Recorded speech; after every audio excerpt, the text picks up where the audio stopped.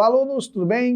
Eu sou o professor Marcelo Henrique e vamos resolver a questão 102 da prova do Enem. No caso aqui, a prova azul, né, e a prova da ampla concorrência. Uma questão que envolve aqui, no caso, a biotecnologia. Olha só que interessante. Entre as diversas técnicas para o diagnóstico da Covid-19, destaca-se o teste genético. Considerado as diferentes variantes e cargas virais, um exemplo é a PCR, reação efetuada por uma enzima do tipo polimerase. Essa técnica permite identificar com confiabilidade o material genético do SARS-CoV-2, um vírus de RNA.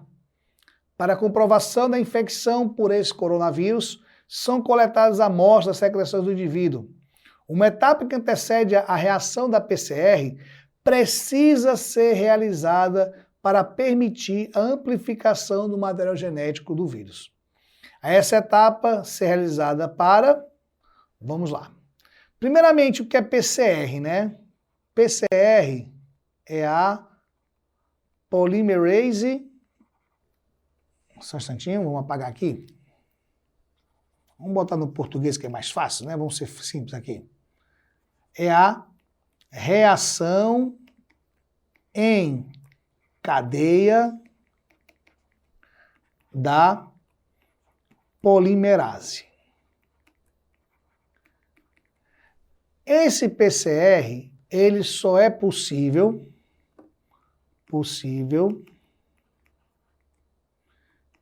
em moléculas de DNA. Pergunta que não quer calar. Por quê? Porque ela vai partir do princípio da replicação da molécula. Lembre-se que o DNA ele tem uma replicação do tipo semiconservativa. Então, o que eles vão fazer? Eles vão pegar um instrumento, uma desse tamanho assim, com uma tampinha, chamado de quê? Chamado de Eppendorf. Eppendorf, ele parece com uma tampinha de caneta, só que ele é transparente. O que eles vão fazer, colocar dentro desse recipiente? Eles vão colocar nucleotídeos do tipo adenina, guanina, citosina e timina. Repetindo, adenina, guanina, citosina e timina. Vão colocar primers. O que são primers? São marcadores. Vão orientar onde é que tem que ser a replicação.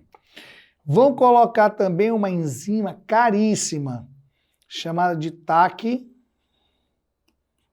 polimerase. É ela que vai fazer a magia da PCR, né? E aí, quando eles fazem isso, eles colocam numa máquina chamada de termociclador. E o termociclador, o que ele vai fazer? Ele vai aquecer a fita de DNA para separar a fita. Depois, ele vai dar uma leve reduzida na temperatura para colocar, né, o primer. Depois, ele dá um aquecimento para quem? Para que a enzima TAC polimerase possa fazer a replicação. Ou seja, você tem aqui uma fita do DNA, ele abre essa fita, aí depois ele vem e complementa essa fita com o seu DNA complementar aqui, ó. Ou seja, isso aqui vai ser quem? Vai ser um ciclo. Geralmente eles vão fazer de 31 a 33 ciclos. Isso é quem? A PCR. Para quê? Para ter um volume de DNA suficiente para que possa ser lido, né, no DNA chamado de impressão digital do DNA, que é a DNA fingerprinting, tá? Ou então para fazer um sequenciamento genético. Mas isso só vai funcionar se for DNA. Mas só que o SARS-CoV-2, ele é um vírus de RNA. Ele é o quê? Um ribovírus. Qual é a solução? A solução é você fazer uma transcrição reversa. Essa transcrição reversa vai pegar quem? Vou botar para cá. Vai pegar o RNA viral, vai fazer uma fita de DNA, chamada DNA complementar, para que esse DNA complementar, ele venha o quê? Formar uma fita dupla. Aí você tem o DNA feito quem? Através da transcrição reversa. Entendeu? É por isso que as pessoas que fizeram esse exame fizeram o chamado RT-PCR. O chamado RT-PCR. Por quê? Esse RT-PCR, ele é assim chamado porque vem do inglês. Transcrição reversa para o PCR. Vejamos aqui as opções. Concentrar o RNA viral para utilizar a técnica? Esqueça. PCR só funciona no DNA. Identificar nas amostras os anticorpos anti-SARS-CoV-2? Não, isso aí é um outro exemplo. Isso, na verdade, é aquele exemplo do exame, né, de detecção de quem? De anticorpos, né? Se for o anticorpo X, é porque a infecção foi recente. Se for o anticorpos Y, é porque a infecção foi tardia.